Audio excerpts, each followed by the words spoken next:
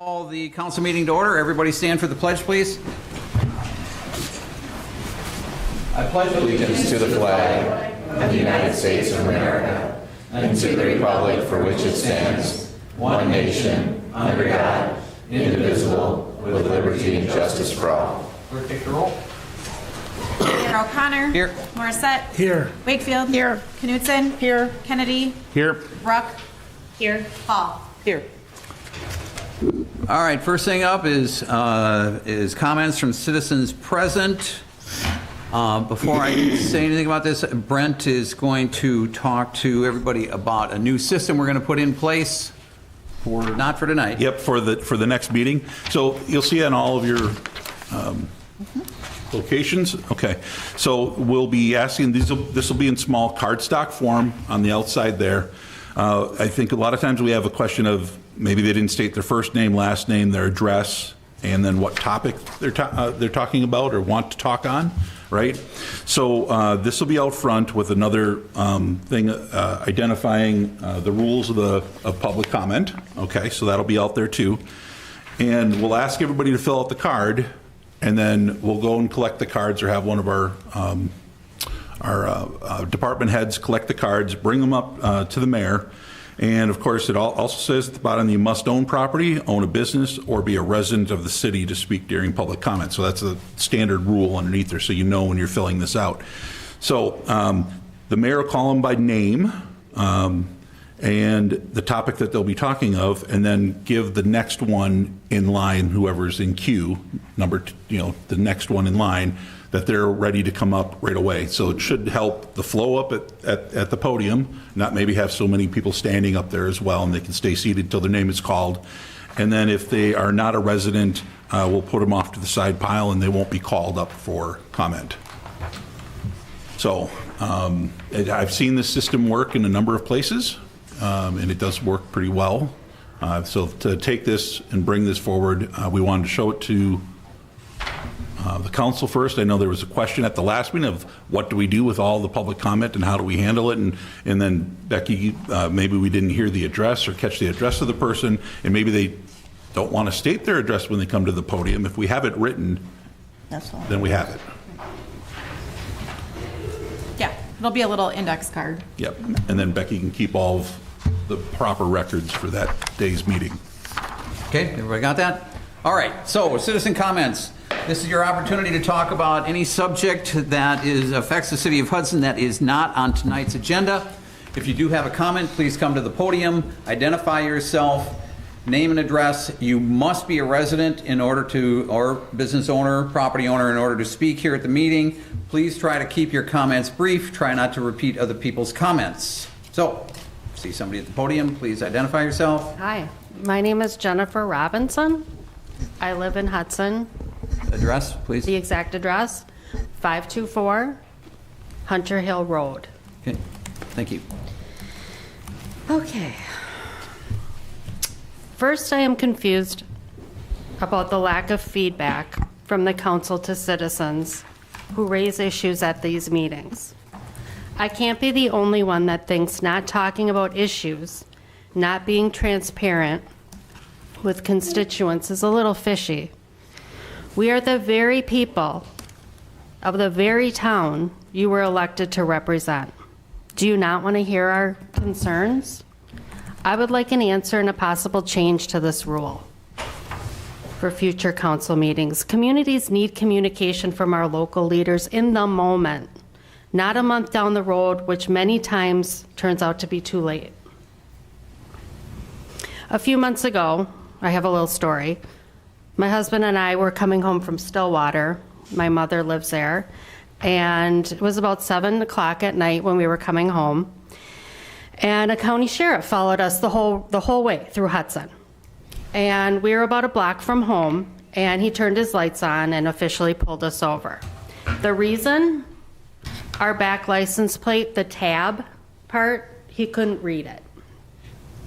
We have a plastic cover over the back of our plate, and it seemed like maybe it was too reflective. I'm not sure. But I thought, okay, it's been there since we got the car. No big deal. I can take it off. In the end, he called a supervisor, which I did not ask for, and the supervisor did let us go home.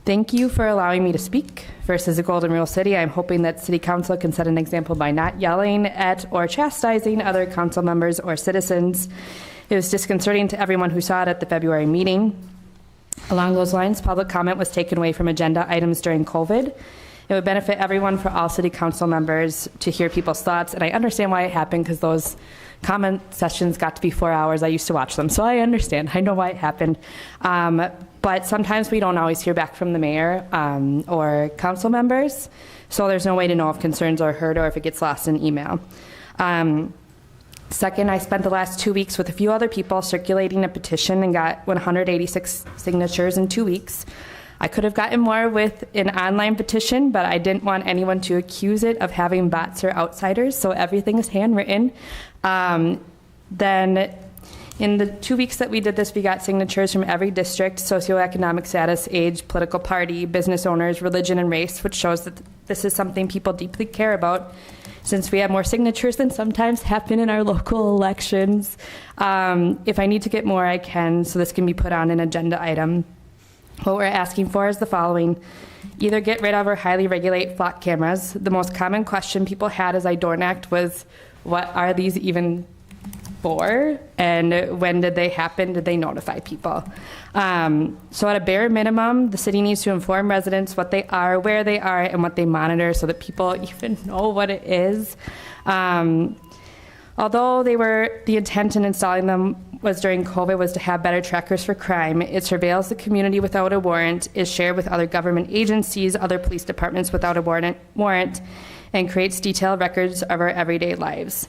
It is so easy to see how this information can be misused or how further technological updates can start photo-generated identification. We don't want to treat everyone as a suspect with an ever-changing line of what it is to be a criminal, and there has to be a better way to support our understaffed police officers versus unchecked surveillance systems.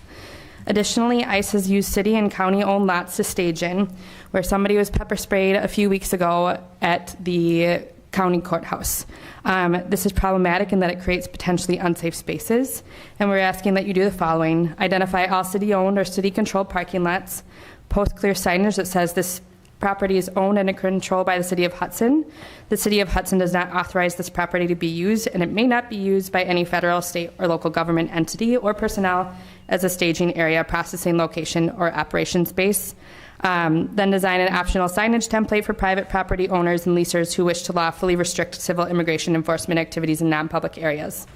And finally, make a statement that all are welcome here as a Golden Rule City. We are more than bookmarks and booyah, and can extend a hand to all who want to live in the great city of Hudson to make it a better place. Thank you for your time. And then I just have this petition. Do you want me to just give it to her? I'll take it. Thank you. I have a copy for everybody. This is the originals, and then we have the original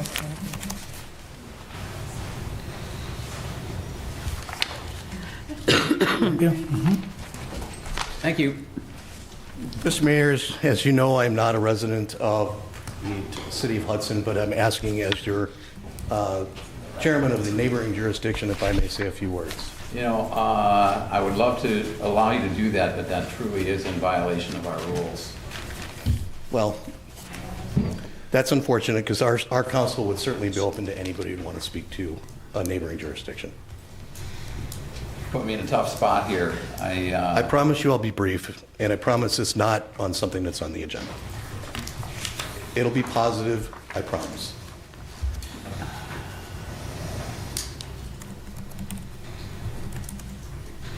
It's your discretion.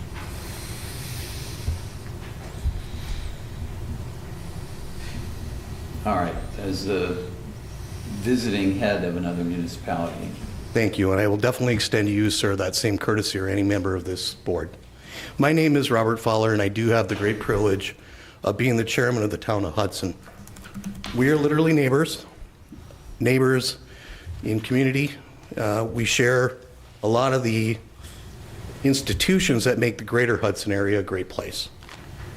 Makes it what it is. We share in going to the fire meetings, community development, and all those things.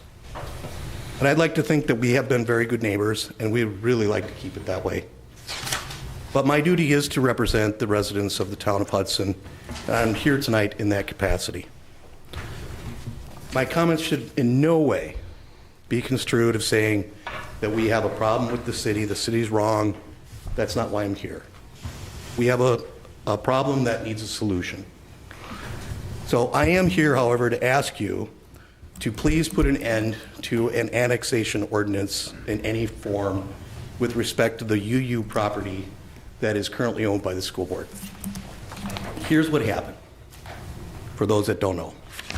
The school board made a deal with a private developer for a sale of that property contingent on something that is not allowed in our township. This property is 100% located in the town of Hudson and is located quite a bit into the city, or the town of Hudson. It is about halfway between exit 2 and exit 4 to orient everybody to where we're at. So, again, the developer and the board, which is not the city of Hudson, I realize that, but they made a deal that said, we want a sale contingent on something that is not allowed. And what's not allowed is our town has strict development standards for 2.5 acre average lot size. And they want to do this so that they can jam high density housing in the middle of our town.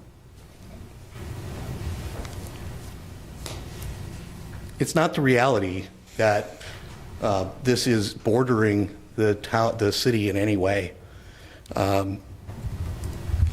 So we've written the school board a letter because we're not opposed to development. That'd be foolish. What we are hoping that they see the light is that we will be their partner in developing this property to town standards, or work with them to get somewhere where that is a usable property. Simply put, it's not contiguous right now, and I can't think of any route that will be. The Department of Administration has already said the first proposal that was given to you is a balloon on a string, and it's quite so. I mean, it's fairly obvious it is. So that the Department of Administration has weighed in and said no. Let me engage in a brief thought exercise, if the shoe were on the other foot. Can you imagine if a property owner in the city of Hudson said to you that we'd like to build something cool and shiny, but we don't want to pay the taxes, so we want to be seated in the town of Hudson? Of course you would say no, right? This is the exact same thing that's happening here, just in reverse. It's a fundamental principle, I believe, that people have a voice on what entity of government that they are under. I do have tonight, because I understand that citizens can't speak, I have a petition, many pages of the neighboring owners bounded by Carmichael to A, and from UU to the interstate. And I don't know who I give this to, but I'd like to at least give it to you. I'll take it.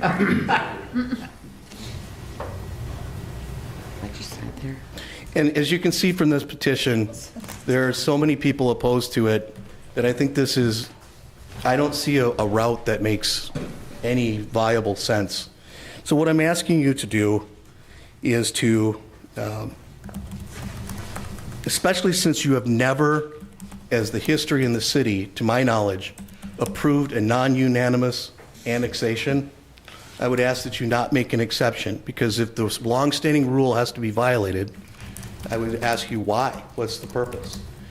We do not have any problem with orderly annexation. If somebody who bought a property that borders the city of Hudson, they know that annexation is likely. Our town will never stand in the way of an orderly annexation. This is not that.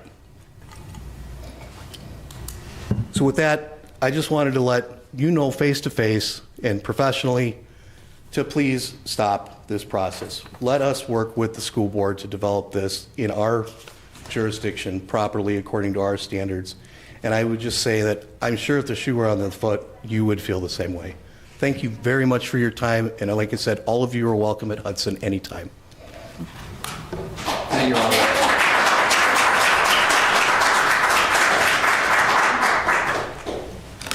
The comments. Hi, I'm Liz Melanophy. I'm on 3rd Street in Hudson, and I do not have any petition for you guys, so you're off the hook there. I'll take that one. I'm just here in support of Addison and her petition, and I want you guys to know, if you don't know, that the eyes of our state and maybe even our nation are on us right now.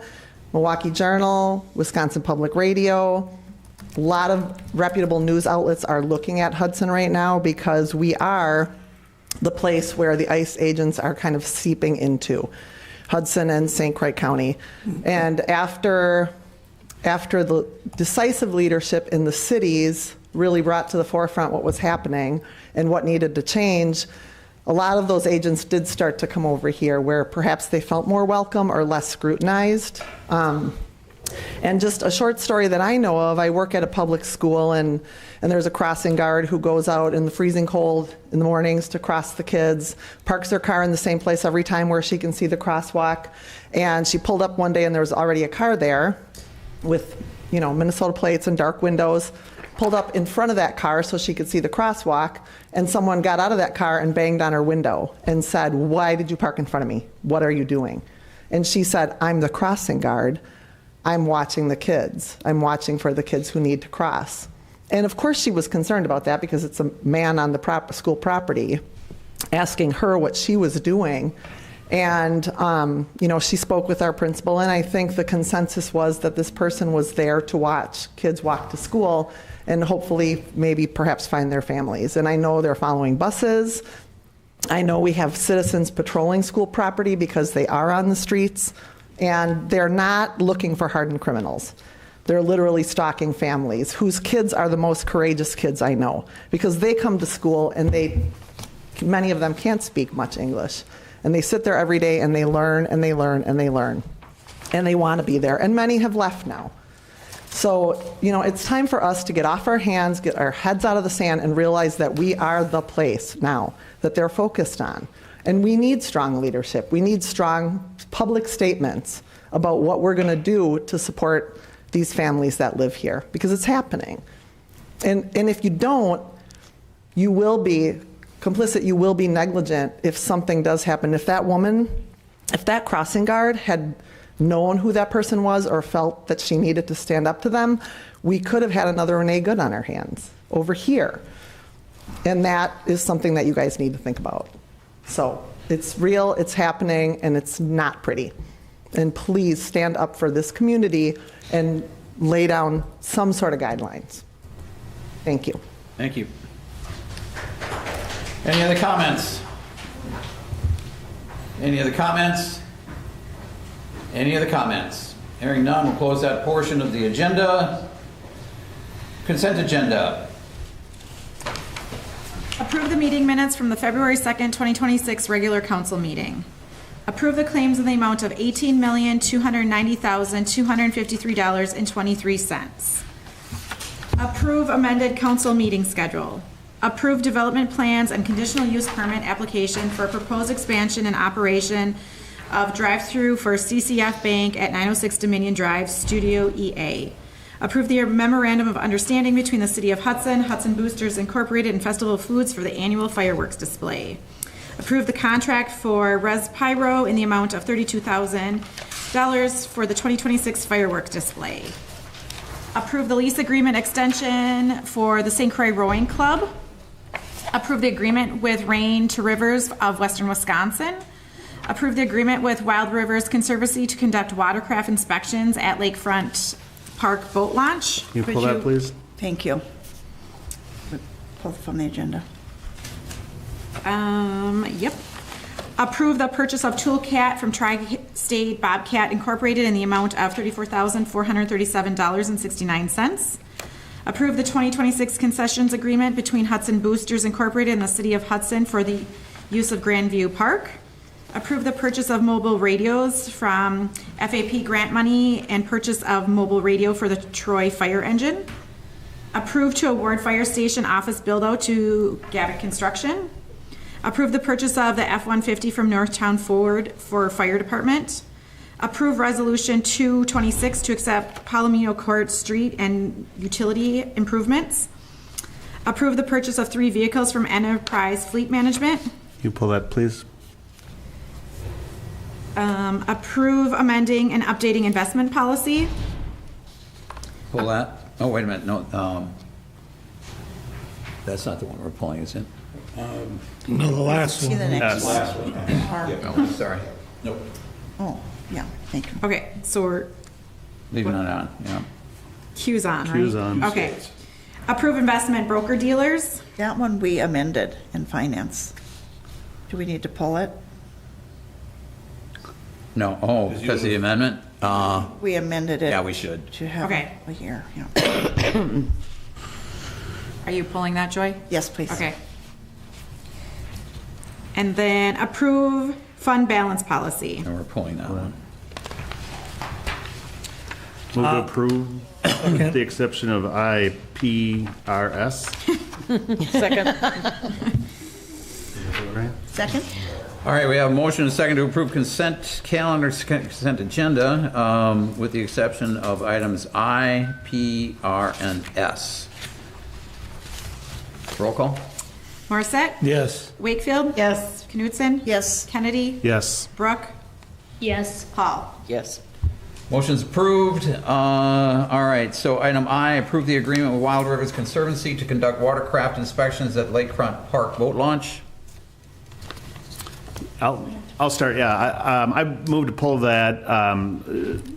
First off, I agree with the objective of what that agreement sets out to do, but I'm concerned about implementing that involvement. It did not get a chance to get through the park board, and obviously we'll have a little discussion about this, but so I was thinking it might be best to bring it back to committee to sort it out so we don't have to hash it out right now. It seemed pretty wide open, not a lot of guardrails to it, and I think that piece of property can be dangerous. It's also, bless you. Thank you. That's all right. Could be dangerous. We're also charging a fee for people to use that facility, and my concern is that we might start a precedent bringing outside people in there to interact with the people who are actually paying to use that property. We can get into that more in the park. So my recommendation is we pull that and move it back to park board. And my only comments also is I thought it should be an item that's discussed. Certainly if we want to start a committee and then come back to council. Again, obviously, there's various issues that they're trying to monitor, that the boats be cleaned and flushed properly before they go to a different body of water. But I am a little concerned about the right to inspect. What if someone refuses to inspect? You mentioned something about the boat launch itself. I know there are some times of the year where, are you worried that there's a lineup of people wanting to? Yeah, and there's a lineup of people when we as a council agreed to it. Obviously, it went through the park board. A lot of different versions of the design of that upgrade. And at one time, we had a boat cleaning station. We had a fish cleaning station. We even talked about a picnic gazebo and picnic tables. But we actually left those off because the concept was to churn those parking spaces and to keep every reason for someone to stay longer than they need to there. Obviously, come park your truck, go fishing all day long, that's fine. But when it's time to go, it's time to go. And I just think that's bumping into this. Like you had mentioned, people may not want to be inspected. Maybe there's a way that this could be done in a very more confined thing. Maybe there's, as you enter, if you want to be inspected, that could take place in kind of a neutral area, not block the people that are there. And again, like you said, if someone doesn't want to interact, they have the right to not interact. So I think your points are valid. And I think certainly an educational component of it is helpful. Absolutely. But is it mandatory? Some of those guidelines is what, and I think it does deserve more discussion.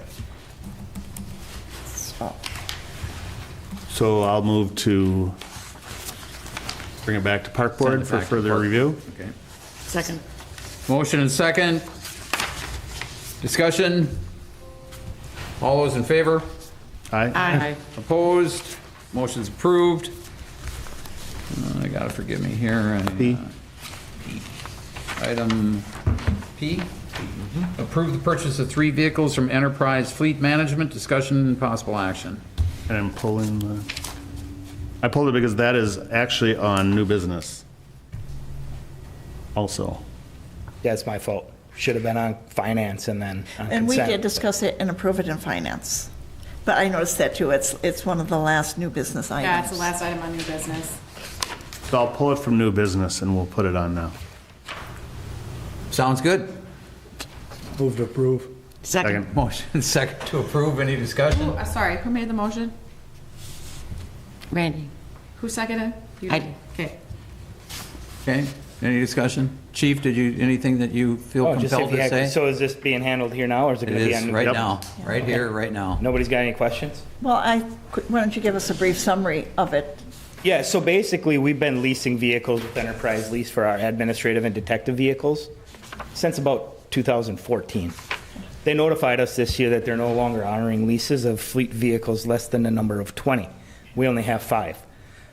So when we take our vehicles in to get oil changes, Enterprise always pays them. Well, we found out with this last round of oil changes that the maintenance agreements that we're paying are no longer being honored because the lease is past its life, right? Usually what would happen in that scenario is Enterprise would take the vehicle back, give us a new vehicle. The equity would come back to the city of Hudson. So we started with like a $25,000 budget for 4 vehicles. We've since been able to add a vehicle and we don't even use the $25,000 anymore because the equity of those vehicles once returned comes back to the city. They're not doing that anymore.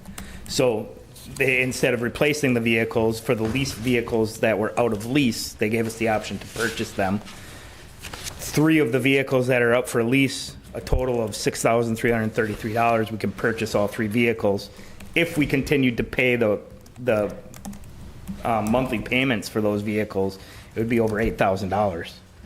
So, I mean, it really makes no sense to not buy these vehicles. They're all low-mile vehicles, 18,000 miles, 24,000 miles, and 42,000 miles are the mileages on the vehicles. So they will all be in our fleet for several more years.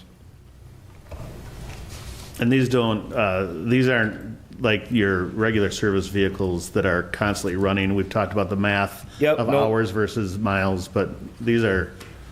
Nope, these are either up at the government center parked or in the garage parked or at the office, right?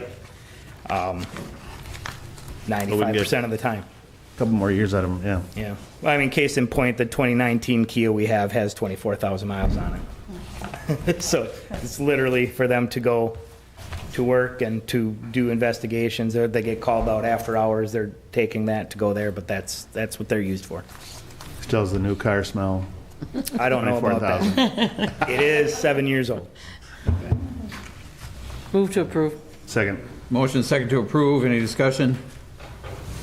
All those in favor? Aye. Opposed? Motion's approved. Thank you. I apologize for the clerical error. Thanks, Chief. Approve investment broker dealers. This is to approve the. You're good, Sam. All we need is, we had to pull it because of the amendment. Do we have a motion? I believe what finance did, I moved to approve with the additional statement that we will revisit which brokers we're using in a year. That's right. Is that correct? I'll second. Motion second to approve. Discussion? All those in favor? Aye. Aye. Opposed? Motion's approved. Approve fund balance policy item S, we're just putting off until I don't think we need to do anything about this. I think you asked in finance to bring it back. Right. So I think we're So good. nothing here, yeah. Right. All right, unfinished business. Discussion possible action on Village of North Hudson property rezoning. So there had been requests to add this back in for discussion. We had a discussion about this back in August. I don't know that there's any new information other than the fact that the county has weighed in on this now and has passed a not sure, resolution, I presume. Motion or resolution? Yeah, motion or resolution urging the Village of North Hudson not to rezone this piece of property. So who's up? Sarah, Joyce? Well, one of the things that has come up is if there's maintenance needed for the dam, that any buildings on that particular lot would probably be in the way, and if the dam needs to be replaced, that there would not be room to stage that work. Kip, did... Oh. Yes, I did ask Kip to take a look at that information, so you...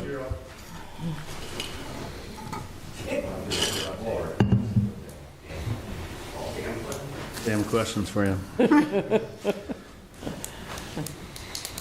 So the question was room to work on that dam if the property were to be developed. Have you seen renderings of the property? I've seen Kip Peters, utility director. I've seen very prelim, I would call it, probably the same thing you guys have seen. I know in the prelim they do show access to the dam. What that's going to look like, I couldn't tell you. I mean, we access that dam every single day. I have staff down there every day. Yep. And if you were to have to replace that dam, how old is the dam? It's over 90 years old? You're probably right somewhere in there. We did have an inspection on that 5 or 6 years ago when we did a little bit of work that we had down there. We did an inspection on it. The dam was in good shape. Not anticipating any major needs. Our next inspection is 2030, I believe. So I don't know what to tell you about it. Well, but eventually, I mean, it's not going to last forever. It's not going to last forever, yeah. And so, assuming that it would need to be replaced, how would you stage that if there's development on that property? I mean, obviously they'd need room. You know, I don't build dams, but I would assume they're going to need a lot of room for something like that. Yeah, and because the property is around it, there's not a lot of space there to. Right. Because most of that is sloped, correct? Right. So I just want to make sure that the council is aware of that. I think that we should recommend that they do not rezone this. And I will make the motion that we make that recommendation. All right, so Second. You want to restate that? You want a recommendation that we suggest to or somehow tell the village that we're not supportive of their rezoning, asking them not to rezone, because we don't have authority. No, we don't have authority. Okay, so I make the motion that we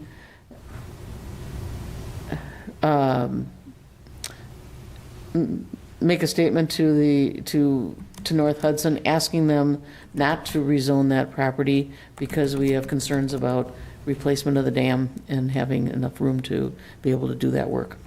Okay. I'll second that. All right, so we have a motion and a second. It's open for discussion.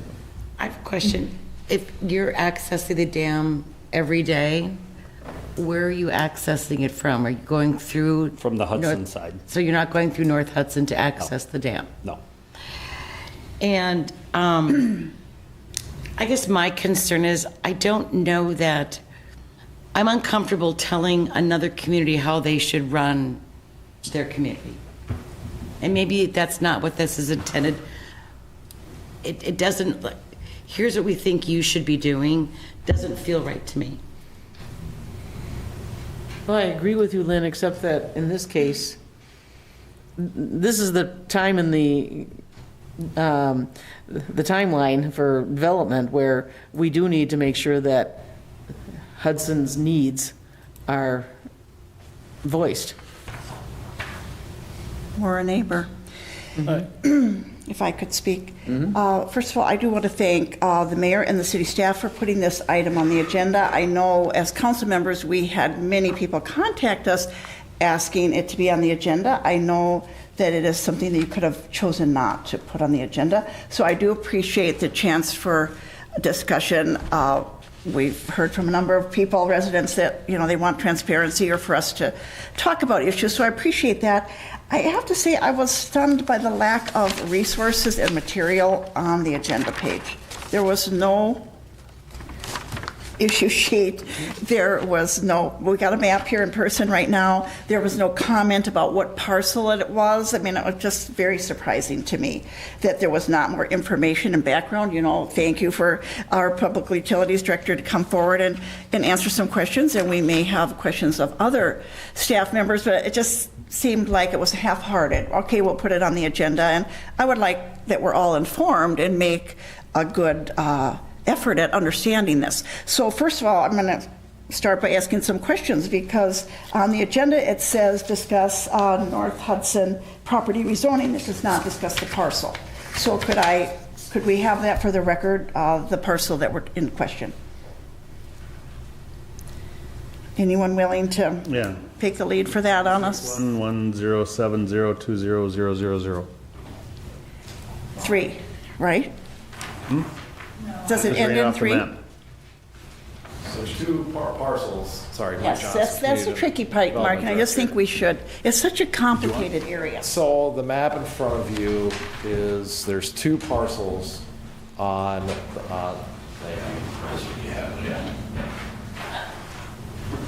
you have what is labeled as the Union Pacific Railroad Company properties. Yeah. So there's the north parcel, which it ends in 10000. Or no, sorry. No. I think that's Yes, right. you're correct. The north parcel ends in 002. The south parcel ends in 003. Yeah. But the parcel lines line up, right? So you have, it basically, the north parcel ends at, I would say, just over the north side of the railroad trestle, right? If you look at the GIS map from the county. I'm sorry, you don't have your facts right.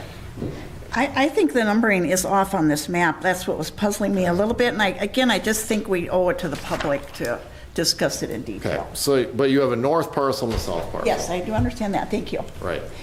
What is So- the status of the north parcel? The village of North Hudson is recommended. Whoa. They recommended to approve the rezoning of the north parcel. The south parcel, they sent back for additional research and consideration, right? So that south parcel, let's just call it, we'll call it the south parcel. Obviously, there's City of Hudson owned property leading up to it, and then there's also property that's owned by the 4 municipalities. Yes. So the individual is requesting to rezone what are the UP, the old UP properties, right? Thank you. And I understand this is, you've got plenty of work on your desk, Mike, without being involved in what's happening in North Hudson, but it is help, you are our expert to help us with this. So I am genuinely asking you, because I don't follow every detail of North Hudson's policy and what they're doing, has the north parcel been rezoned, or is it just in discussion? You know? I am not certain. So the north parcel has been rezoned. It has been to It has been rezoned. the low-density multifamily. Right. Okay. What happened was North parcel has been rezoned. when there was a move to rezone both the north and the south. This is what I have gotten from people up in North Hudson. Okay. The developer decided he did not care to ask for rezoning of the south parcel at that time.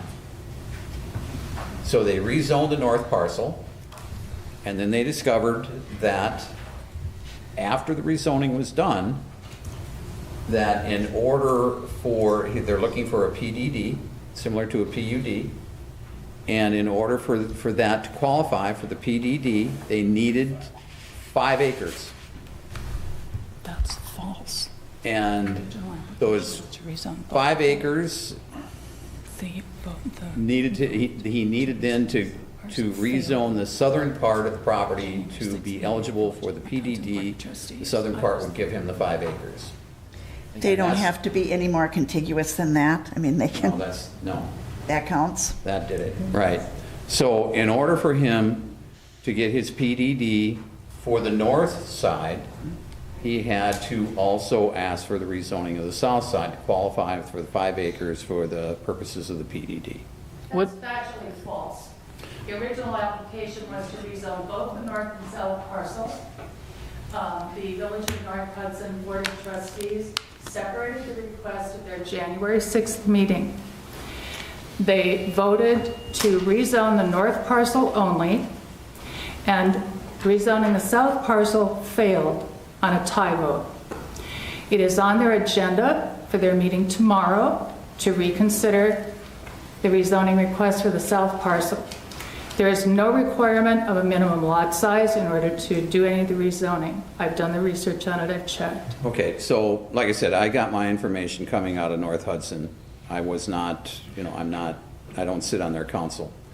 All right, so if that was separated, I am recalling now that there was a conversation about a tie vote. Okay, I didn't remember what that was about. All right. What is it that they want to do that they need 5 acres for? Nothing. It's similar to a PUD. Well, the developer desires it because it gives more flexibility. Is that That's correct? right. They don't have to abide by the setbacks that they might need to otherwise per North Hudson zoning. Am I correct on that? Yeah, there are going to be some qualifications, some things there that he would qualify for with the PDD, no doubt. They have to get approvals, but they get to step out of the zoning. Right, he needed it's similar to a request coming here for a PUD, it's just that their terminology up there, different in the because village. it's a village, it's different. I think the reality is, I think the big thing is, the reality is we are partial owners of property adjacent, right? So just like if somebody else wanted to rezone my neighbor's house and put in a commercial business, would I speak and comment on that proposal, right?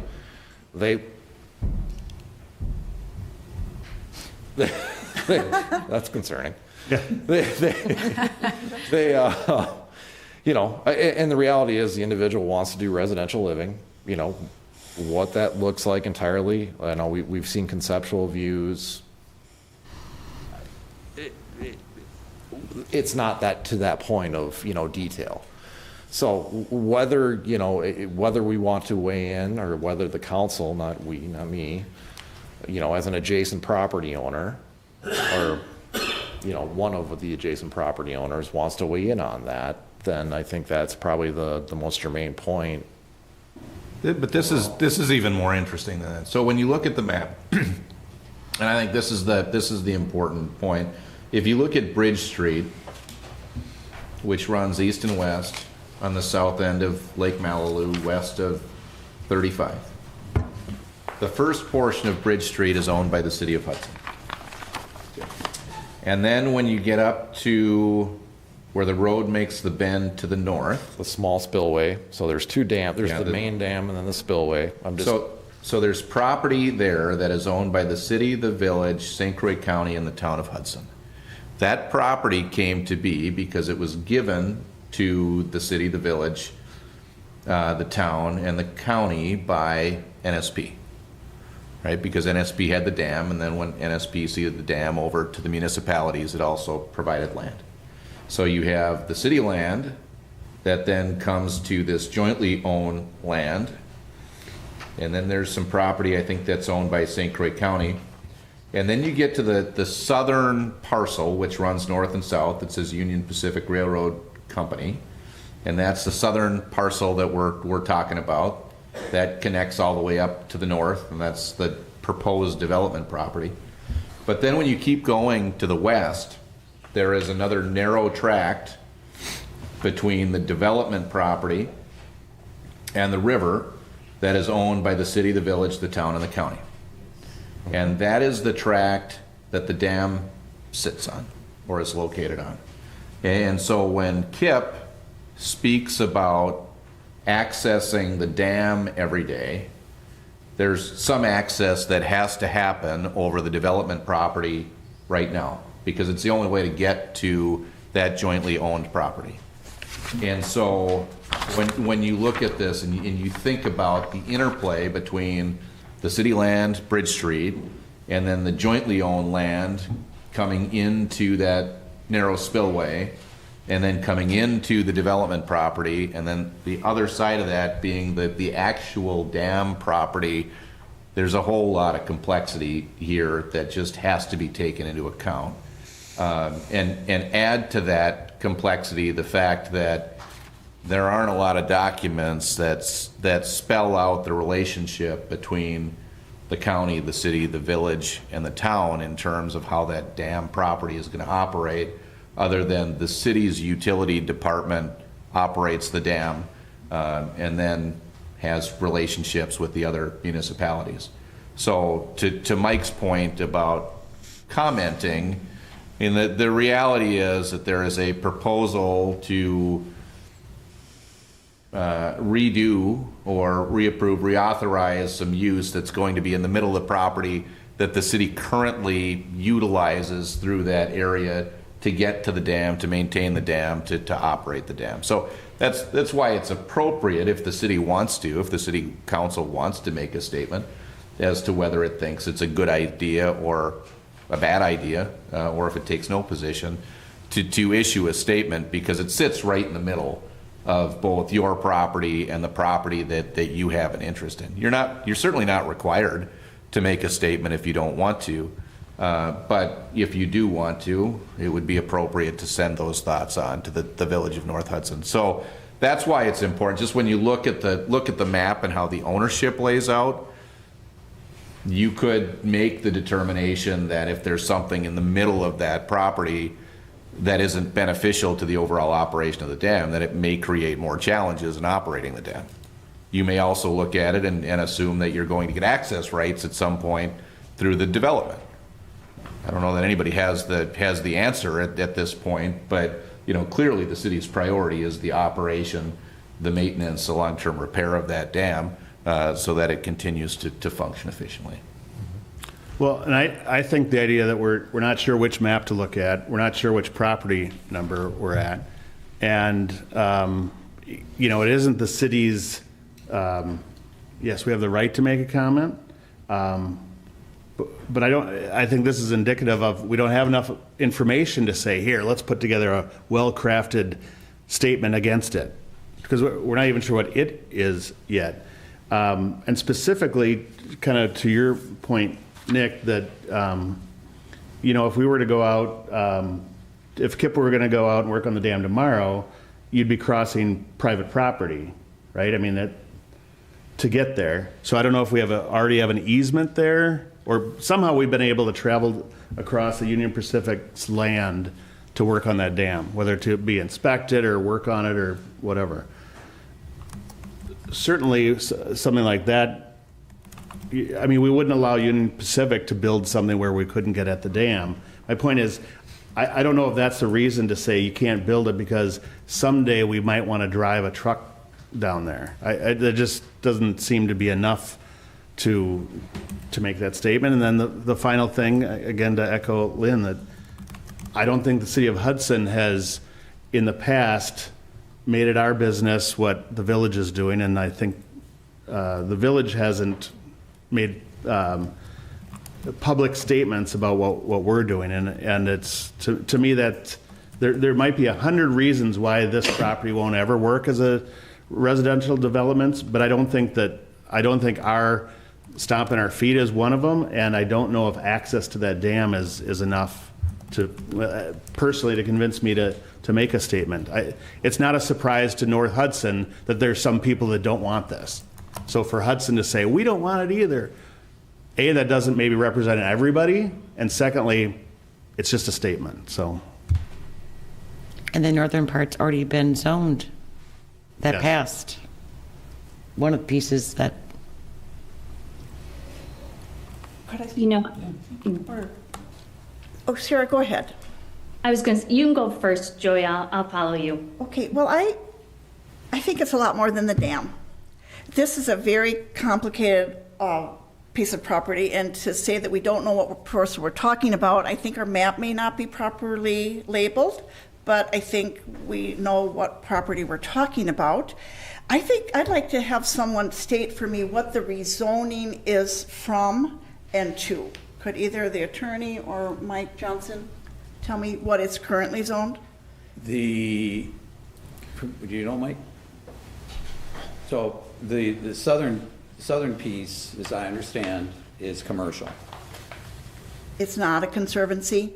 There are other portions that No, are it was- conservancy? It was listed as a conservancy, and this is information that is out there right now, and people have been talking about that property being part of a conservancy. Right, I hear that phrase, so I did want to ask for, So the conservancy was, from what I understand, was misapplied on the map back in the 70s. And it was not listed as, it was not supposed to be listed as conservancy. It was a mistake. Okay. The mistake, as I understand, has been rectified by the county, and it is zoned commercial, maybe commercial agriculture or ag commercial. so that was meant to be a trick question, but actually it's complicated. Yeah, there's been a lot of dialogue. Yes, and certainly we're at, getting at their emails. meetings, and I've watched their meetings too, and We're getting emails and concern from people, and, right, there's been a railroad on it. It does seem unusual that that would have been called a conservancy, but there are definitely parcels in that vicinity, these co-owned parcels that are zoned conservancy or not? Is that a complete misnomer? That's what it looks like on their zoning map. It does. But I don't want to speak to, I understand, you know, Mike. I know. This is a very complicated issue, I realize it is. But we do own parts of this area, and one of my concerns is we don't have a road that's adequate for people, for this to be developed. I'm not comfortable moving forward saying, well, and of course, it's not our decision, but if I were sitting on the Board of Trustees, I wouldn't, in the North Hudson Village, I wouldn't feel comfortable saying, well, yeah, let's just rezone it for low-density multifamily, but they're never going to build on it. So it's okay, we'll just rezone it. I just don't operate that way. I think we can assume that it's going to be built on someday if it gets rezoned. I don't know how you're going to get construction materials in there over the bridge, and who's going to pay for that? The little spillway, the bridge, that whole street is not an adequately surfaced street for bringing in. I mean, there's a lot to negotiate with North Hudson, and we've just been through some difficult years where we were working together on the public utilities and decided it was easier that we just own it all and that the city of Hudson, because otherwise there's pushback. You're going to do this. Oh, we're not paying for it. You know, we want you to repair the pipes, but we don't want to pay for it. Various things went on with our neighbors to the north. And I'm concerned that how complex this is. I just think that it should always remain, for the conservancy usage, even if it is not currently zoned that way, because I just don't think it's practical, and I don't think there'll be DNR approval, or I certainly hope it would not be. I don't know what the buildings are going to be, but it's just a public access is so important to that area because of, and that's something that affects not just the residents of Hudson and North Hudson, but of our whole area, the whole St. Croix Valley area. Enjoys that area, and I understand there's some wildlife and bird life down there that DNR officials saw for the first time, didn't realize that they were nesting in this area, things like that. And I just feel that it's so complicated that there's a lot of variables there. I realize we want to be good neighbors to North Hudson, and they will make a decision that suits themselves, but I think it's very complicated, and it's going to come back on the city of Hudson for some of the services that they're going to need. And part of the road is in Hudson, and part of it's in the county, and part of it, how is that going to be managed? And again, I'm just not willing to say, let's rezone it, but it'll never be built, and maybe it won't be. Obviously, the developer is well aware of all the challenges when they got into this situation, but I would prefer, I do support Joyce Hall's motion,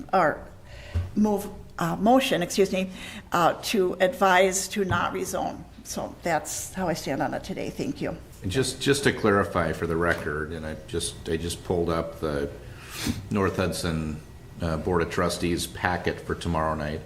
There's a September 15th letter from the owner to the Village of North Hudson Plan Commission, which requests that this property be rezoned from commercial industrial to residential multifamily, but it lays out what was just discussed, which is he indicates that Lot 2, the south parcel, is currently shown on the village zoning map as conservancy. However, based on in-depth research, his claim is that the designation is incorrect, and that there was no official action ever taken to convert that parcel from commercial industrial to conservancy. So again, we haven't been involved in it, but somewhat complicated zoning history on that Very parcel. Complicated. Well, thanks for clarifying that, because we have gotten many letters from people concerned, and certainly to rezone from conservancy, that's a very big decision. Again, I do think it's a very valuable environmental area, even if it doesn't have that zoning officially zoned that way. So, thank you. If I may, I echo a lot of the comments made by Councilmember Knudsen and by Councilmember Hall. This is we are adjoining property owners. We do have a right to make a statement. And if we make the statement, it's not telling them what they have to do. It is certainly just telling them where we stand on it. I certainly wish we had been part of the process early on, that they would have maybe involved all of the connecting municipalities, and maybe, that's something we can strive for as we move forward. Lots of concerns about that infrastructure and how that would fall back to the city of Hudson. And I'm in full support of issuing a statement expressing our concerns with rezoning it. Thank you. Can I add that we not only have a right to express our opinion, we have an obligation to protect our interests. And, and we have no control over what they do. We all agree on that. But we still have an obligation to make sure that they know what our interests are and why we're concerned about this, so that the developer can make decisions based on information from us, rather than just going in there blind, figuring, oh yeah, we're going to cede the property that on Bridge Street, that and that the county's going to cede that property so that they have a road going through there. And we've talked about that before. When did we start talking about ceding property? No. That was just. I don't believe we have. Okay, I got a little startled there. That's. Well, I'm saying that we don't want him to make assumptions that we're going to do this, because we haven't discussed that. And so I just want to make sure that we express our opinion, so that they know where the council stands. And with all due respect, I don't think the developer and the village board, I don't think there's a lack of feedback on any of the decisions they've been made. The volume's high on this one. Emails, phone calls, this very meeting will be watched probably by more North Hudson people than City of Hudson people. So while I respect exactly where you're going with that, my point is, you used the term walking into this blindly. I don't think they're going to walk in blind and go, sounds like it, this is a walk in the park, no pun intended. So I think, again, maybe I'm more procedural bound with this and stating that as a city, I don't feel comfortable making a statement to try to sway them one way or the other. Yet again, we're exposing the negativity that we see in this development. So I think we can do both. Again, I don't know if we'll ever agree on that, but surely there's a lot of knowledge that people have different reasons from, you mentioned the dam access, and that can be discussed. The one thing that it is currently commercial, and I think we all like to say that's a really neat piece of property, and I used to fish there as a kid and do all that, but it's private property. So again, out of the respect to all of us that own private property, they have a role in this game too. It's not just, we think this, so let's steamroll them. We have to kind of look at the big picture. And like I mentioned before, the DNR is going to come with 100 reasons why they don't want people building here. But I don't know if we even know enough about it. Again, I'm repeating myself. And I don't think the city needs to make a formal statement to get our point across.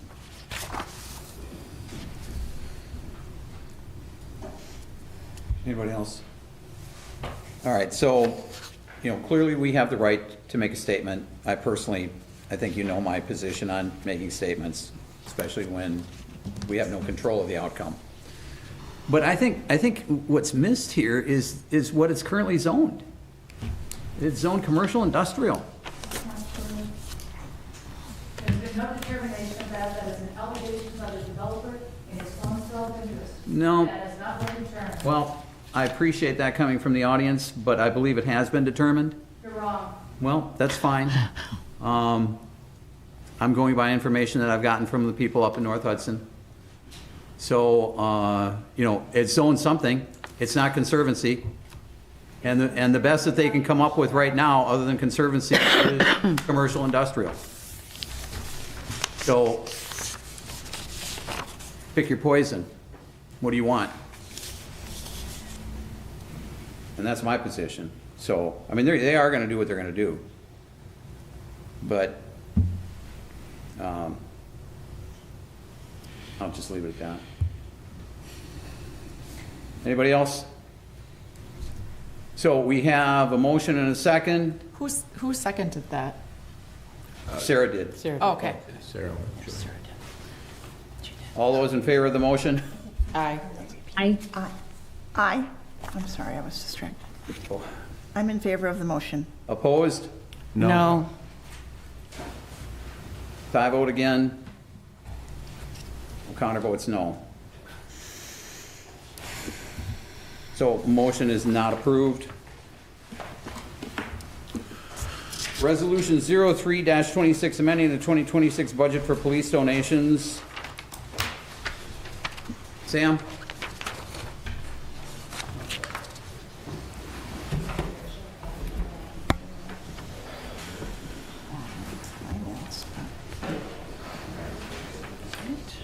Oh, gosh darn technology.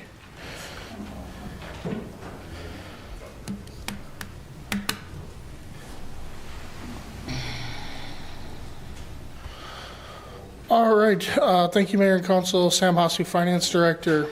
In front of you this evening are 3 donations the police department received from their police foundation. One for $1,000 for to support peer support, $6,600 for a sauna in the new police facility, and $6,226 for unit solution training firearms. The budget adjustment that's in front of you adjusts the general fund for the peer support and the unit solution training firearms, and then adjusts the capital projects fund for the sauna for the new police station. I'll note that this needs a 2/3 vote and a roll call vote. So I'll ask Clerk Miesner if she can do a roll call vote. For that guidance, Sam. Love to. Move to approve. Second. Motion second to approve. Roll call. Morissette? Yes. Wakefield? Yes. Knutson? Yes. Kennedy? Yes. Brooke? Yes. Hall? Yes. Motion's approved. Resolution 04-26, amending the 2026 budget for police firearm instructor. The police, the police department is holding firearms training and bringing in a trainer from out of state. They will then be inviting in some additional agencies to take part in that training. Finance department has billed out $3,850 for that training, with the idea that the additional agencies participating in this training can help us increase our budget a little bit. So what's in front of you tonight is to increase the police training budget for the $3,850 in additional fees that will be received from other agencies. Same thing as the last one, we'll need a 2/3 vote. Move to approve. Second.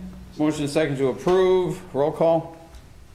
Morissette? Yes. Wakefield? Yes. Knutson? Yes. Kennedy? Yes. Brooke? Yes. Hall? Yes. Motion's approved. Discuss options to mitigate Canadian geese problems in Lakefront Park. Okay, this is an introduction to the issue that we have at Lakefront Park. I think everybody's seen the geese dropping photos that we had all last summer, along with the problems that we've had at the beach and the beach being closed, with the goose waste that we had at the beach. It was closed a couple times last summer. Where's Mike's back there? A couple times last summer, and we did talk with the DNR. They do have a couple of ways that the waste issue can be mitigated. And they are proposing, or they're asking if they can come in and have some of that discussion with you at the very next meeting. We want to make sure that you're okay with some of the basic concepts. So there's essentially disturbing the nests. There's chasing the geese off, which they're not recommending because it probably won't work in our case. And then there's the removing and euthanizing of the geese that would eventually, if the geese meat tested does not test positive for lead or some other chemicals, we can donate that meat to a local food shelter. So they want to come in and explain the programs, get us a full gamut of what to expect, but something like the price ranges, and the DNR would charge us, and we would have some of our own crew also partake. We'd be looking at anywhere from maybe $3,000-4,000 up to $10,000 worth of project cost to get this done. Are you saying at council or to meet with like park? We would bring them in for this council meeting. Okay. They typically come in and they address the councils and talk about the goose problem. Yeah, as long as they're bringing the solutions to it and not just band-aiding it, not just cleaning up the crap. No, they're talking about being, yes. But yeah, doing the. They're talking about the multi-phase I think we need golden approach. retrievers down there. Just a bunch of More golden dogs? retrievers running loose. Well, and even that, do you want a motion to invite them? Yes, I'll make to that. see if we want to take that step to bring them in on the 16th. One of the big problems I have is, scattering the geese in that, or even some of just doing a one-phase approach, either scattering the geese or just working on the nest. The geese also nest on the other side of the river.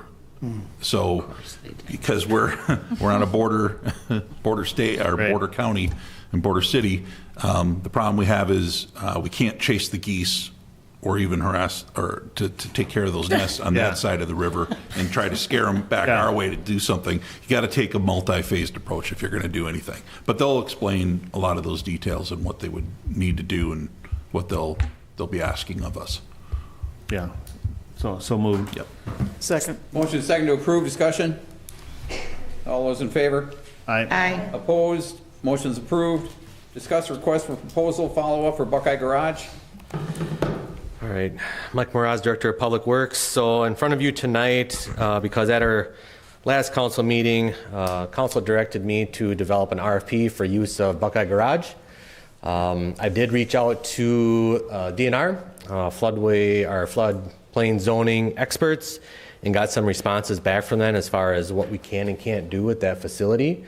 And before I go any further, I just wanted to bring it back for your attention and discussion and see if it ultimately isn't in the best interest for us to move forward with the RFP. So essentially, and Mike, correct me if I'm wrong, I'm kind of over my skis on floodplain zoning, but there's essentially two pots of money, okay, that we can pull from. For pot number one is for maintenance per event, and then pot number two is for modifications, all right?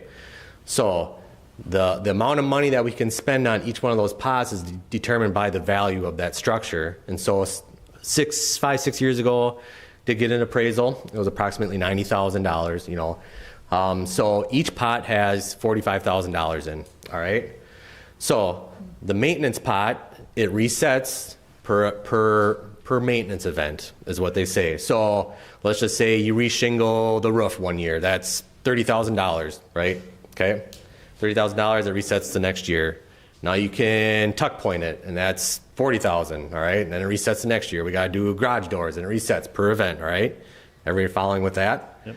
All right, pot number two is modifications. So that's $45,000 in modifications. So that's putting up walls, that's sprinkler systems, that's anything that isn't currently in that structure. That pot does not reset. And so once you expend that $45,000, you're done. So they won't permit you to do any more modifications to that structure. So that's kind of where I'm at. I don't know, and just, I know Chief Spielman brought forward a proposal tonight to do a couple of walls and a couple of doors, and it was $27,000. So I mean, that modification budget, it's going to deplete in a hurry. So is it feasible for us to do some type of, kitchen type transient type thing? Because once we start doing that, we got to bring it up to code, and then you got to have all the exits, sprinklers, exhaust systems, and bathrooms, and so your modification budget is going to deplete rather quickly. And so that's why I'm in front of you tonight, to see and answer any questions or see what you'd like to do. So essentially, the DNR allow you to maintain a building that's in the floodway. Yeah, because it's legal non-conforming. For a legal non-conforming building like what we have, they won't really allow you to improve upon the building, which is adding more value into the floodplain, or floodway, excuse me. So that's the goal a lot of times with these non-conforming buildings, is to have them eventually go away. It's not to have them continuous or improved upon. What's the HVAC system in there? There is none? I mean, there's an old furnace unit. So what if we were just to make it a shelter, a park shelter? I don't want to give it up. Right. I don't want to tear it down. Right. But why don't we just make it a park shelter? So, and maybe this question goes back to the Parks Committee, but if this is, if that's the intent of this legislation, is to eventually make these buildings go away, what's our recourse? I mean, we really have none. It's just, wait it out? Yeah. Can we license it as a historical building? I mean, can we get on the historical list with that building? I mean, it's an option that we could pursue. I don't know the age or. I've heard this. I don't know if it's true, but it's my understanding that that's the oldest structure. That's what I heard too. I never really dug into it, but that's what I've heard too. Is that true? Yeah. Where's Pat Casanova when you need him? And it's probably him that told me that. Yeah. It was around when Randy went. No, Randy was born there. Yeah. It was there when I was born. Yeah, see? Mike, Yeah. when we recently, we got a bid and we're having the auxiliary structure taken down, Correct. and does that count in any of these pools of money? So that would be classified under the maintenance portion of that Okay. bucket. So we are. So just I'm having out your- getting quotes for that. It hasn't been approved yet. I got to bring that back, but that is something that is on my list to get Is done. it worth it for us to be investing any money in that building at all? I mean, what's the lifespan of that building right now, given that there has to be maintenance and there's only a limited amount of maintenance we can do on it? Yeah, I mean, there's tuck pointing that has to occur. A lot of the corners are sagging just from the high waters over the years. We did just get a new roof on it, because of the recent hailstorms 5-6 years ago. I would say it structurally, if you tuck point it, shore up some of the window framing that's been bad, it's kind of weathered over the years. I mean, the structure has already stood for 120 years. Your guess is as good as mine. It might go another 50. The bathrooms? Well, the bathrooms, we could do. The thing with the bathrooms is it's a catch-22, right? Once you start renovating and modifying the bathrooms, you got to make them be ADA compliant outside of just normal fixture updates, right? So there's a lot of different But things. if we up made in it an open air shelter like we do up at Berkmoos or Prospect, Yeah. why couldn't we Yeah. go that route? I mean, that would be an option. Yeah. But how much can we put into it? So you got like I said, you got your 45,000 to maintain it and 45,000 to modify it. And the 45 to maintain it, you said that Resets that can reset per every event. year? Per event. And I took that as per year. Per event? Per event, that's what it says. That's what he said. What does that mean? That's a great question. I didn't clarify that. I could ask him what. So if we were to sponsor a weekly event. Yeah. Council will be now held at. I think, event of maintenance event, right? Maintenance event. Right. Not a Which rich is in response party. to damage, aging. Yeah. Right. Damage, So something. at what point does it become a liability? Well, I mean, that's obviously Drew and the building inspector, they do inspect it, on a, I would say not annual basis, but upon complaints, right? And so that they're the ones that determine that well house addition was not suitable, need to be raised. So they're aware of the current structure and it's, how good it's standing. And if they deemed it to be not safe, they would order us to remove it. But I don't think the council or the city would like to see that happen. I think we try to maintain it as long as we can. Do we insure it or is it self-insured? It is insured. I mean, you could say that liability about the Prospect shelter too. I mean, that thing's gone through how much? Multiple renovations and yeah. Yeah, but it hasn't been flooded. Right. I mean, It's still standing after how many years did you say it's been there? Oh, it was like 1880 or 1886 or something like that. I mean, Nick, from a liability standpoint, as long as we're not negligent and aren't maintaining the building to what we think it needs, I mean. We shouldn't abandon or tear it down. Well, anything No, that, I don't want to tear. I like the building. I think, it's, especially if it's the oldest building that we have, I'm not, it's- I don't like the restrictions on it. It's kind of safe to say that we're not going to lease it out to a small business that wants to operate I don't think vendor or something. the Most le- likely that's off the table. Yeah, based on his response, I You believe found that's out, off yeah. the table, yeah. but anything that you own and maintain is a liability, right? I mean, you talk about Prospect Park, that's a liability. You have to decide whether it's up to a standard that's safe to allow the public to utilize.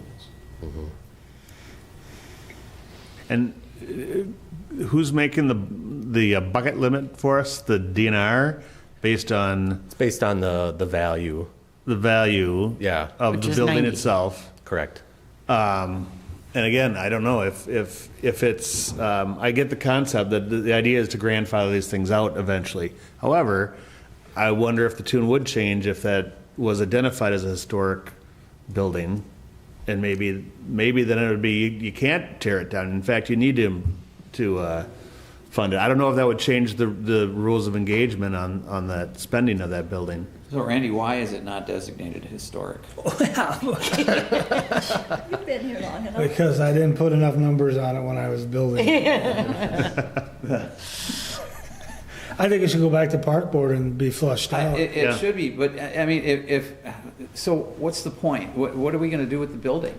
Is it just, we're just gonna say we're gonna hang on to it because it's the oldest building in the city and we're just gonna continue to use it for storage and that's it? No, open it up, open air, and then rent it out like we rent the other stuff out.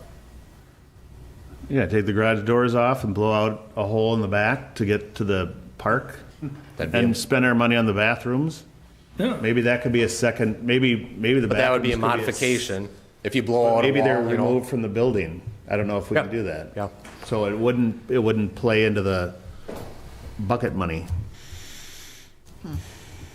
Because if it comes out of the second bucket, then that doesn't get That doesn't, that just drains and That drains. just goes away. Right, but the Until park it's board zero. could say, hey, 10 feet away, we're going to do a I see. standalone I building gotcha. that's the ADA compliant men's and women's bathrooms. And spend, what, $200,000 on a new structure? Yes, And we just yep, have yep. a building right there that we just needed to do a couple modifications? Well, the problem is you can't make it more conforming, though. I mean, it's Yeah. illegal. We're not, we're lessening it. No, but I Blow mean, it open. The expert is here. but in the general sense, I mean, if you had a private property owner that had a legally non-conforming building on their property, right? They can continue to use it until it falls down and they remove it, or they can improve it without increasing the nonconformity. Our problem is we really can't do anything with the nonconformity unless you're going to lift that building, right? Because of the flood piece of it. Yeah. The curiosity that I have is just something to consider is we could do another appraisal on it. Update it. Update It was it. several years ago. It was several years ago. We did do the update to our flood map. That made it a little bit better, I guess, overall. Maybe that's a consideration. Maybe that gives us another 20,000, 15,000, whatever it is. But, maybe we look at doing something like that and then, going from there. But I would recommend probably raising the addition and then getting that shored up and then bringing the appraiser back when that's finished, just so he can. Absolutely, Yeah. absolutely. Okay. All right, so kick it back to park board. Do we need a motion for that? So moved. Second. Motion is second. Any discussion? All those in favor? Aye. Opposed? Motion's approved. Thanks, guys. Donation of retired surplus fire gear to Alpha One Fire and Rescue of the Pine Ridge Indian Reservation, South Dakota. Good evening, council. I was hoping Mr. Frederick would be here tonight. One of our local residents had approached me a couple years ago in regards to looking for some surplus or used fire equipment that we could donate. He has some relation with an Indian tribe out in South Dakota who newly formed a fire department on the reservation that is short of equipment, safety equipment, and everything in general. They don't receive the same federal funding that we would necessarily, and they don't have any tax base on the reservation to provide equipment. So anyways, we went through our storeroom and identified several items that we would be willing to donate that are of obsolescence to us, of no value. They more than likely would end up just being disposed of.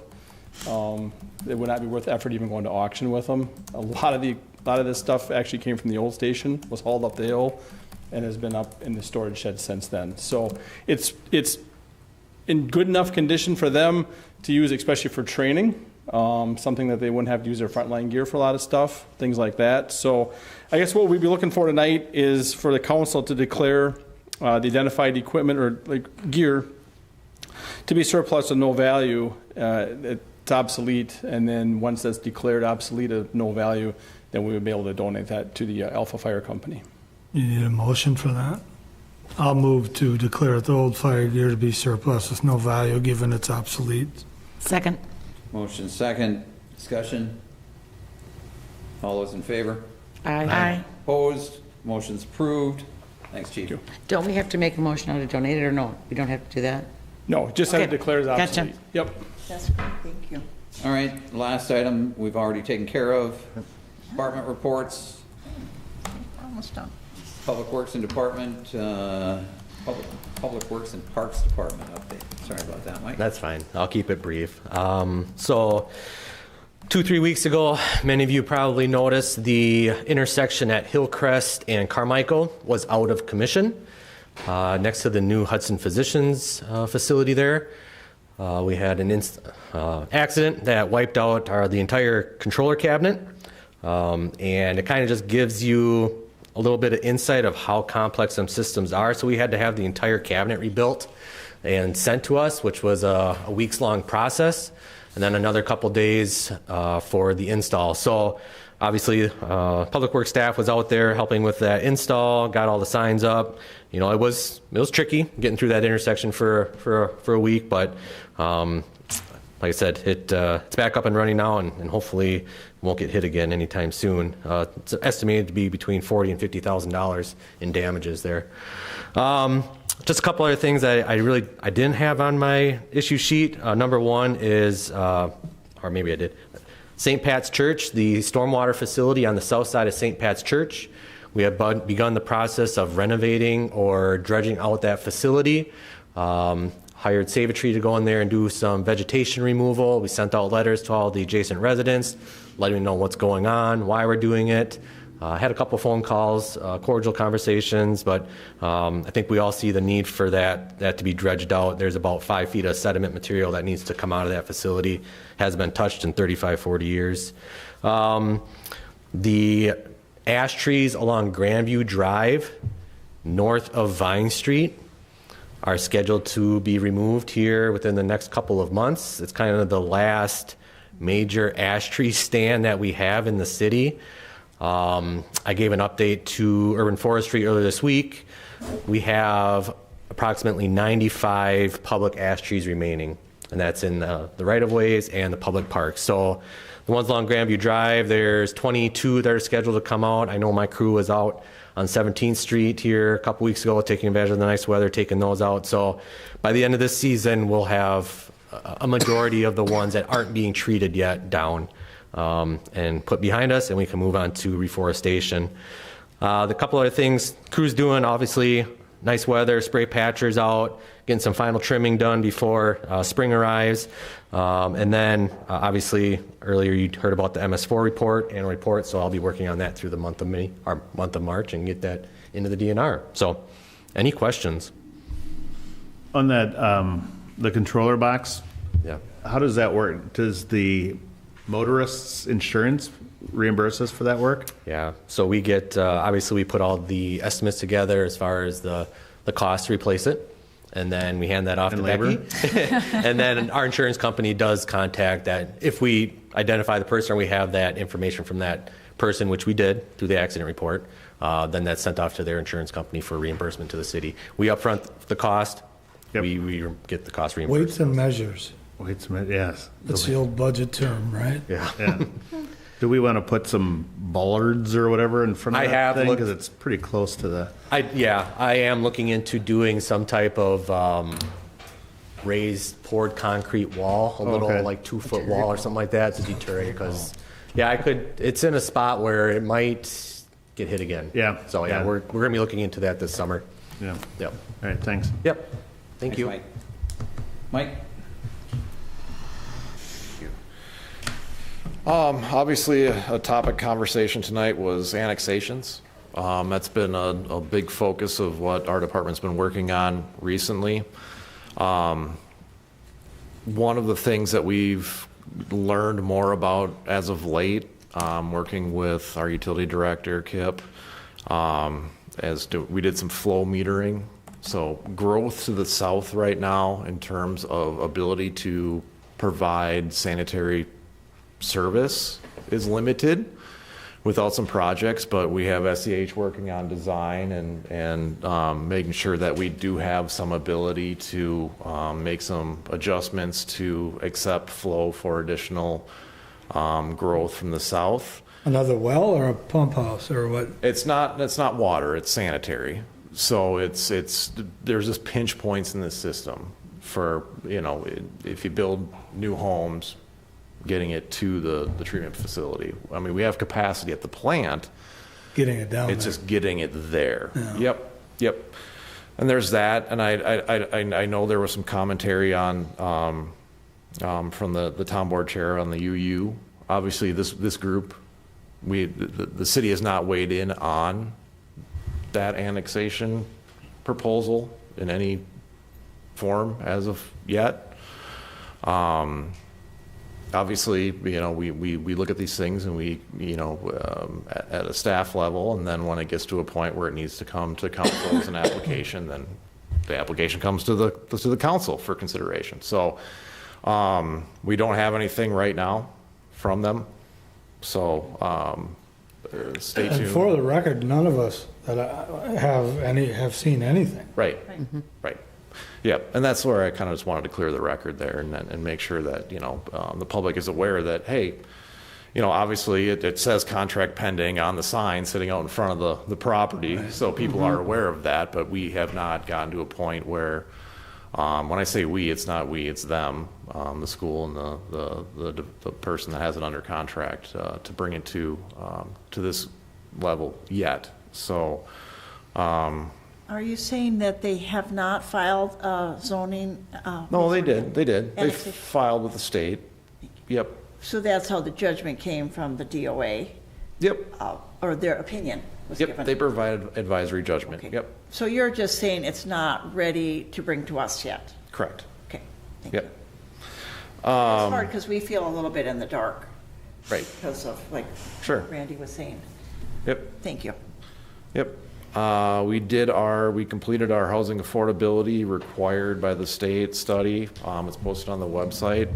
And when I say housing affordability, it's not about affordability of housing, it's about affordability of effectively what your building permits cost and your impact fees are comparative to other places in the state. So that's out there, and we're right in line.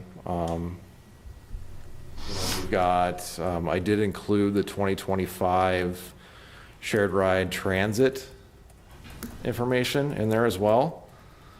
I'd be happy to walk through that with any of you whenever you would like. It's obviously you can see it trends, it continues to trend upwards. It is expensive. I fully understand that, but it's operating really well, and I know Running's happy with how it's going too. So other than that, you can see some of the other development review projects we have going on with some of the banks. Obviously, we'll have some more work to do with the Bernadette downtown.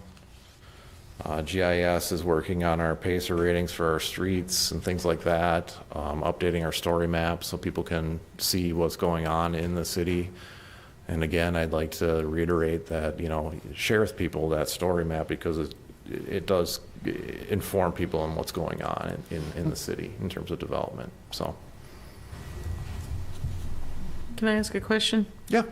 Do you have any insight as to why the second quarter total trips for the Hudson Transit went down so much and then came back up? my assumption would be weather, potentially.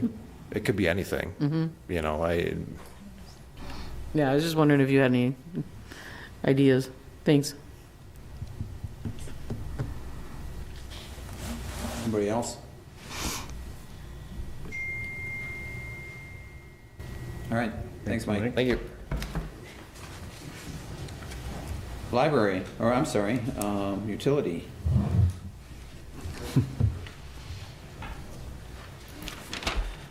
Kip Peters, Utility Director. In your packet, just kind of some things that we've been up to. We've been televising quite a bit of sanitary sewer in Hudson and also in the village. So we've been kind of working on 3rd Street North, Lemon Street North, 17th and Laurel, Hazel Crest, Locust Street, and Commercial Street are some of the ones that we're televising. We do that televising just because those are some of the streets that Public Works is planning on milling, overlaying, or doing the surface work on it. So we want to make sure that our pipes underneath are fine. If there's any work that we need to do to repair anything, we want to get that done before Public Works comes in. So I just kind of included, if you've never seen the inside of a sewer pipe there, I gave you a couple beautiful pictures to look at. So you can kind of see what we deal with and what the staff deal with. The addition of the service center is complete, so we're just in the process of organizing and getting that up and running. We're continuing to monitor frost depths and water temperatures, which we do every year. Just around the city, we do have certain places around town that we do check water depths that are coming out from our pipes, and then we also check the sanitary manholes for frost depth just to see where we're at. So we do check that throughout the year. We are currently updating our 2019 sanitary sewer comp plan to include additional land currently outside our boundaries, which would also be in our sewer service area plan. So we're working on that now. We are also working on the Locust Street project for 2027. That's kind of starting. My end is starting on that already. And we're also working on the southeast sanitary sewer replacement project, which is kind of piggybacking on what Mike was talking about. We've got some pinch points in town, and basically we have undersized sewer main. So if you can imagine, you're taking an 8-inch sewer and you're trying to stuff everything into a 6-inch sewer. So it's just, we do need to update some of that stuff. Obviously, as we go, it's going to be expensive. I'll tell you that right now. But that's the cost of expansion too. So we are working on that right now. So that's about it. Questions? Thanks for the pictures. Yeah, enjoy it. It's like a colonoscopy of the sewers. Thanks, Kip. I thought those were my arteries for a second. Jeez. All right, I don't have anything. Anybody? I do, if I could. I have something for a future agenda and a brief comment to make. Chapter 23 of our city ordinance governs our common council operations, and specifically section 23-6 directs the mayor shall conduct the meetings of the common council in accord with Robert's Rules of Order, revised unless otherwise required by our rules or statute. To ensure our council meetings are productive and fair, I think a formal review of Chapter 23 and our meeting procedures is needed. I request that we have a discussion with possible action regarding our meeting governance be added to our May or June City Council meeting. This timing will allow our new incoming District 3 member to participate in shaping the rules that will guide us as we work together. So moving on to my next thing, a comment, if I may. This is in reference to our February 2, 2026 meeting. A primary duty we have is to serve our constituents. Public comments by our constituents are a vital part of our democracy and our governing process. And they are specifically afforded to us under Section 23-5 of our city ordinance. Our city residents should be commended for their engagement with our common council meetings and their emails, and should be treated with professional respect that their participation deserves. I thank our city residents who have spoken and who have emailed with concerns on really any topic, but specifically as it relates to the Federal Agency of Immigration and Customs Enforcement, commonly called ICE. I'm concerned about the reports, and some of these reports are very recent, of ICE actions in our communities that appear to have bypassed constitutional and statutory due process. Racial profiling is a direct violation of our state and federal constitution. Because these ICE actions have impacted people in our city and in our surrounding communities, I stand in support of our residents. And additionally, I've received feedback since our February 2nd meeting suggesting that our Common Council's recent tone, especially what residents observed at the February 2nd meeting, has been perceived as dismissive of residents' comments about ICE, and has also been perceived as treating city residents' comments about ICE as untrue. As a Common Council, we have the opportunity to lead with civil discourse that actively encourages and values public input. As we navigate the complexities of governance, I ask us to remember the words of President Gerald Ford, who said, "The Constitution is the very heart and soul of the nation, but it is the people who give it life." As representatives, it's our duty to advocate for these people and to ensure that protections of the Constitution are applied equally to all. Thank you very much. Thanks, Sarah. Anybody else? Move to adjourn. Second. Motion and second to adjourn. All those in favor? Aye. Opposed?